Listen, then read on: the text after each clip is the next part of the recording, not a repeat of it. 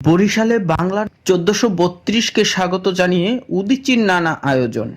প্রতি বছরের মতো উদীচী শিল্পগোষ্ঠীর আয়োজনে প্রভাতী অনুষ্ঠান, জাতীয় সঙ্গীত পরিবেশন, শহীদদের স্মৃতির প্রতি নীরবতা, চারুকলা, শিক্ষার্থীদের রাখি বন্ধন ও মুক্তিযোদ্ধাদের সম্মাননা জানানোর পরে শোভাযাত্রার মধ্য দিয়ে বরিশালে বর্ষবরণ অনুষ্ঠান সূচনা করা হয়।